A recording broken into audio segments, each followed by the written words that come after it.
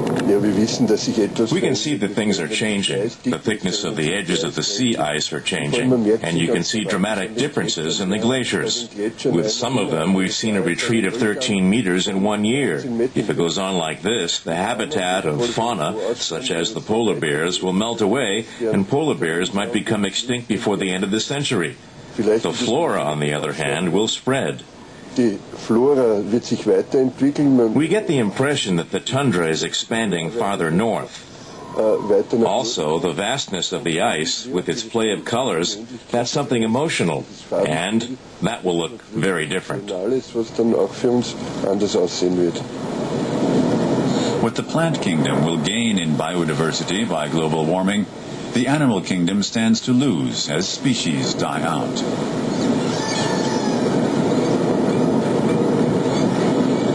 Such radical changes in climate and the massive upheavals in nature they cause have occurred many times in the Earth's history, in every region. What's new is the speed at which these changes are occurring. The Franz Josef Land archipelago is beginning to emerge from the eternal ice. Two figures have emerged from the Arctic wilderness to pay a visit to the Yamad. The adventure tourists on board meet real adventurers face to face. Thomas Ulrich of Switzerland and Börje Östland of Norway. They've spent 3 months following the route Fridtjof Nansen took to the North Pole and back, on foot and on skis across the Arctic ice. Does anyone have anything German to read that you don't need anymore? A book you finished? A novel? A newspaper would be great. Anything with letters. After 3 months, we're starved for news.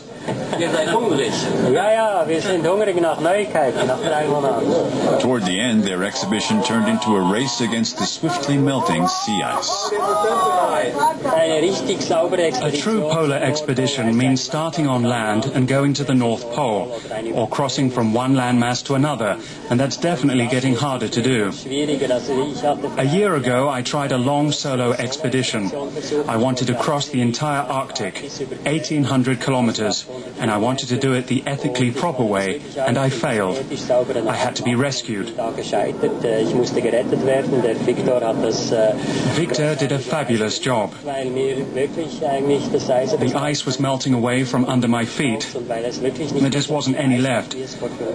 So it isn't easy to try a large-scale expedition anymore.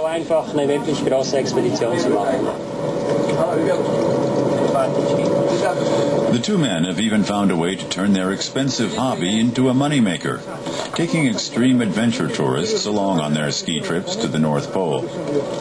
Arctic travel is a growth industry, and at the same time, another threat of exploitation to this fragile biosphere. The adventure team has to pack their provisions watertight before they head off back to the island. And they have to pack themselves in waterproof survival suits. Without them, they would only live a few minutes in the near-freezing seawater. There's no inlet where we go on land, and the waves are very high, so we have to swim the last 30 or 40 meters. But we're well equipped for that. We just have to make sure the zippers are closed tight.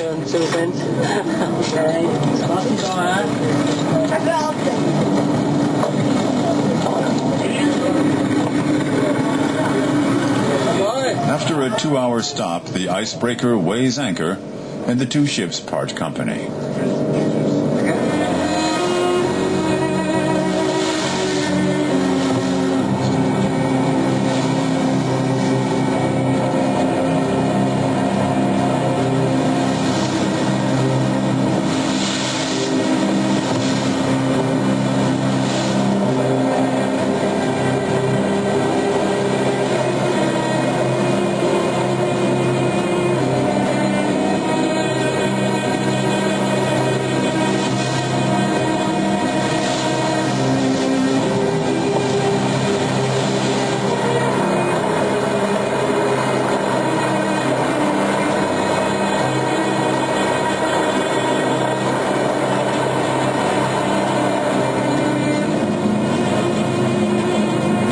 Does a steady 10 knots through the sea ice.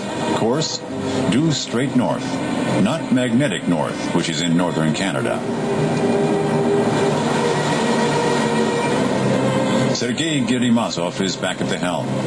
Theoretically, the nuclear-powered Yamal could break through the ice on a perfectly straight heading.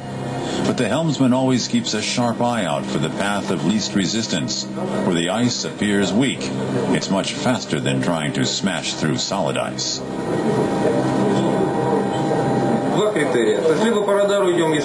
We have two ways of scouting out the terrain, either by radar when it's foggy or by visual observation. Navigating by visual observation entails determining which ice is multi-year or first-year ice. The thinner the ice, the faster and easier the icebreaker can achieve its designated heading. That's why we don't set a straight course but look for the easiest path instead.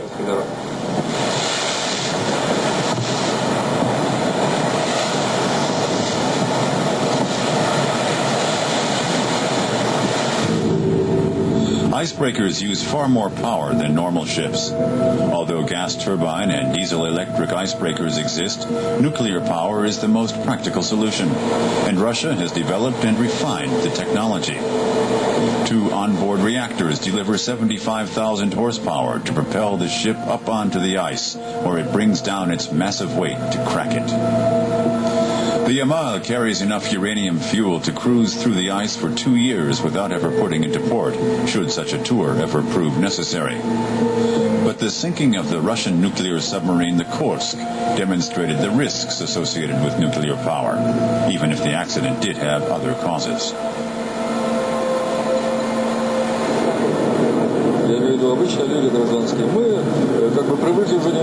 It's the uninformed civilians who worry about nuclear power. We are accustomed to it. We know its usefulness, we understand its potential and its dangers. But the average citizen is quite right to be cautious about it. As we approach the pole, the icebreaker runs on 100% of its power. At that rate, our reactors consume about 30 grams of uranium a day or a bit more.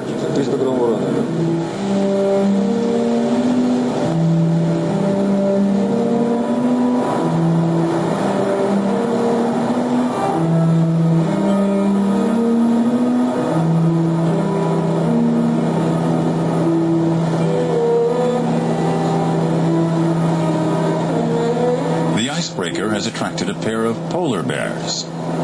They can smell prey from up to 20 kilometers distance, but in this case, they would need a much bigger can opener than their claws and teeth can provide.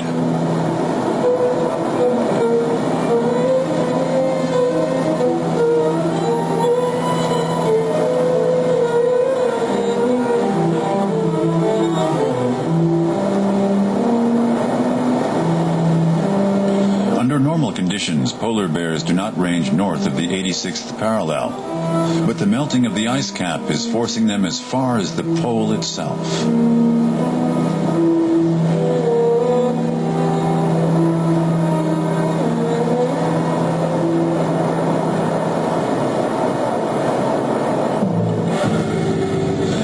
In Germany, the Hamburg ship model basin is testing new types of freighters that are able to move through the sea ice unassisted, that is, without any need for the expensive Russian icebreakers. The designers and technicians have to find a way to combine the best of both worlds. An ice-breaking freighter has to be capable of high speeds in open waters, yet strong enough to break through sea ice as much as 2 meters thick. The hull must be designed so that ice debris won't build up in front of or underneath it and slow the ship down.